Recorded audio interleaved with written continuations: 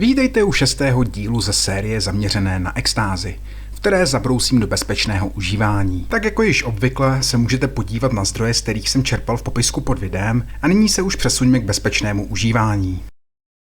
Pokud se tedy rozhodnete extázi užít, tak bych vám důkladně doporučil neužívat více jak 1,5 mg na kilogram tělesné hmotnosti. Obecně není dobré užít více jak 200 mg během 24 hodin, jelikož pokud tuto hranici překročíte, tak s největší pravděpodobností budete následující den hodně smutní, a to kvůli extrémně nízké hladině serotoninu. Dále bych doporučil si dávat minimálně 3měsíční pauzu mezi jednotlivými tripy, abyste redukovali riziko poškození serotonergního systému. Nicméně pokud zde chcete být opravdu důkladní, tak bych být vámi nebral extázi častěji než jednou ročně nebo ideálně jednou za několik let. Další důležitá věc, která se týká bezpečného užívání, je pak testování reakční kapalinou, jelikož průměrná čistota tabletek extáze v Česku je kolem 30%. A zcela pochopitelně se testování vztahuje i na krystalickou či práškovou MDMA. V každém případě mějte na paměti, že samotná reakční kapalina vám neukáže čistotu samotné extáze, ale pouze poukáže na její přítomnost ve vzorku. Také musíte vzít v potaz skutečnost, že látky s podobnou molekulární strukturou se zbarví do stejné barvy, jako má MDMA. A zde mám na mysli především MDA. Takže ku příkladu u Merkisovy reakční kapaliny, která se nachází i v EZ testu, se vzorek MDA zbarví do stejné barvy jako vzorek MDMA, tedy do tmavě fialové. Pokud si tedy chcete být jisti obsahem vzorku, tak doporučuji použít i jiné druhy reakčních kapalin. Pochopitelně je zde nejlepší laboratorní analýza obsahu a čistoty. Bohužel v českých končinách se k ní dostanete asi jen v případě, že vám drogu zabaví policie a pošle ji do laborky. Když se nyní přesuneme k samotné aplikaci, tak bych se určitě vyhnul inhalaci a nitroželnímu užití. A pokud se náhodou rozhodnete pro užití intranasální, tak bych to moc nepřeháněl. A to především kvůli možnému poškození nosních sliznic.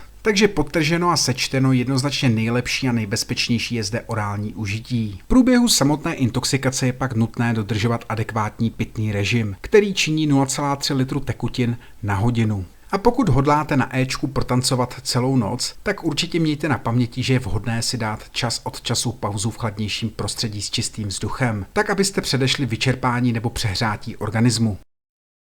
Teď tu máme tipy, jak se vyhnout závislosti. A samozřejmě zde platí podobná pravidla jako u jiných návykových látek. Takže v první řadě je vhodné se vyhnout každodennímu užívání. Dále bych doporučil průběžně nenavyšovat dávku.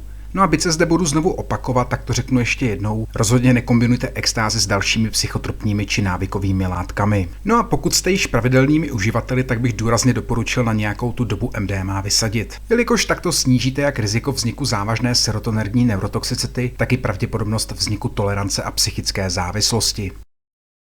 Tak a teď hurá na interakce s dalšími látkami.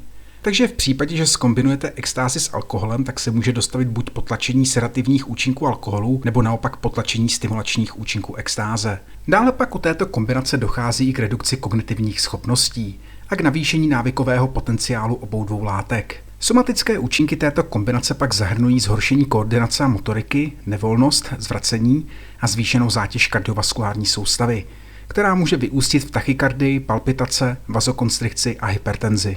U kombinace s kofeinem pro změnu hrozí mentální hyperstimulace, neklid, úzkost, paranoia a roztěkanost. A pokud jde o účinky fyziologické, tak ty mohou zahrnovat značné zatížení kardiovaskulární soustavy, svalový třes či dokonce epilepsii. Na interakci mezi nikotinem a MDMA se mi bohužel nepodařilo najít příliš mnoho informací. Nicméně z psychologického hlediska se dá usuzovat, že současná administrace obou dvou látek vede k navýšení návykového potenciálu, a to v důsledku zvýšené aktivity dopaminergního systému. Fyziologické účinky této kombinace poté zahrnují zvýšenou zátěž kardiovaskulární soustavy a možné navýšení hladiny oxidačního stresu. Následující kombinace extáze s ilegálními stimulanty centrální nervové soustavy je v skutku velice riziková, protože z psychologického hlediska se může dostavit pocit excesivní mentální stimulace, neklid, úzkost, paranoia, roztěkanost, stimulační toxická psychóza a horší dojezd po odeznění účinků, který klidně mohou doprovázet i depresivní stavy. No a pokud vás od této kombinace neodradily účinky psychické, tak ty fyzické by už mohly. Protože se zde zahráváte s předávkováním a sympatickou hyperstimulací, ke které se může přidat i svalový třes anebo také epilepsie. No a k dalším bonusům této kombinace také patří hypertermie, dehydratace, zvýšené riziko výskytu serotoninového syndromu, poškození ledvin a extrémní zvýšení zátěže kardiovaskulární soustavy. Nyní jsme se dostali k velice populární kombinaci, kterou je společné užití extáze s marihuanou, které může vést k zesílení vnímaných psychedelických účinků extáze, především těch audiovizuálních a taktilních. Někteří uživatelé navíc také reportovali navýšení empatogenních a euforických účinků MDMA. No a ryze negativními psychickými účinky této kombinace jsou pak úzkostlivé stavy, panické ataky, paranoia, roztěkanost, podrážděnost, psychóza či depresivní nálada. Na druhou stranu účinky fyziologické mohou zahrnovat snížení funkce imunitního systému, endokrinní abnormality a zvýšenou zátěž kardiovaskulární soustavy. Poté tu máme kombinaci s psychedeliky, kde nám znovu hrozí navýšení intenzity vnímaných psychedelických účinků, a to jak těch emocionálních, tak i těch taktilních, sluchových a vizuálních. No a dále se může dostavit i bad trip, úzkost, panický atak, paranoia, roztěkanost, podrážděnost a nebo také toxická psychóza. No a ze somatického hlediska dochází především k zatížení kardiovaskulární soustavy, což platí výhradně pro psychedelika se stimulačními účinky, jako je 2CB. U kombinace s jinými empatogeny znovu hrozí navýšení míry vnímaných psychotropních účinků extáze. A podobně jako je tomu u kombinace se stimulanty, zde znovu hrozí manifestace úzkosti, paranoje, roztěkanosti, mánie, podrážděnosti a toxické psychózy. Somatické symptomy této kombinace pak zahrnují zvýšené riziko předávkování, serotoninový syndrom, neurotoxicitu, sympatickou hyperstimulaci, svalový třes, epilepsii, hypertermii, poškození ledvin a zvýšenou zátěž kardiovaskulární soustavy. Další kombinace, s kterou se můžete setkat, je současné užití MDMA s disociativy, jako je ketamin. A v případě užití této kombinace může dojít k navýšení halucinogenních účinků disociativ, bad tripu, panickému ataku, paranoje a podrážděnosti. A u kombinace extáze s PCP zase hrozí vznik akutní toxické psychózy, která může být doprovázena agresivním chováním. Somatické symptomy pro změnu zahrnují potenciální potlačení metabolizačního procesu extáze, což může na oplátku zvýšit riziko předávkování. Následující kombinace extáze s látkami tlumícími centrální nervovou soustavu zpravidla vede k potlačení stimulačních a empatogenních účinků MDMA, s tím, že se nám zde naopak navýší účinky sedativní. No a toto zcela logicky může vést ke zmatenosti a ospalosti. Fyziologické účinky této kombinace pak mohou zahrnovat zvýšené riziko předávkování, a to v důsledku potlačení metabolizačního procesu extáze. Poté se může dostavit fyzická otupilost a s tím pojící se potlačení fyzické bolesti, a při kombinaci extáze s atypickými opioidy, jako je tramadol, zase hrozí riziko vzniku serotoninového syndromu a epilepsie. No a závěrem tu máme kombinaci extáze s antidepresivy a antipsychotiky. No a u této kombinace obecně platí, že dochází k redukci vnímaných psychotropních účinků extáze a dále také může dojít k projevům úzkosti, insomnie, podrážděnosti a psychickému útlumu, což platí pro kombinaci s antipsychotiky. Somatické symptomy této kombinace pak zahrnují zpomalení metabolizace MDMA, které může zvýšit riziko předávkování. A u kombinace extáze s antidepresivy typu SSRI, SNRI a MAOI zase hrozí vznik serotoninového syndromu, hypertermie a epilepsie. No a aby toho nebylo málo, tak nám zde hrozí i manifestace velice závažných symptomů, jako je rabdomyalýza, selhání ledvin, metabolická acidóza a kóma. Nyní se podíváme na symptomy předávkování a začneme těmi kardiovaskulárními, které mohou zahrnovat silnou tachykardii, arytmii, hypertenzi, infarkt, mrtvici a krvácení do mozku. A takovou specialitkou na závěr je pak diseminovaná intravaskulární koagulace, což je života ohrožující stav, při kterém dochází ke vzniku mnohačetných krevních sraženin v cévách, které mohou způsobit těžké poškození interních orgánů a následnou smrt.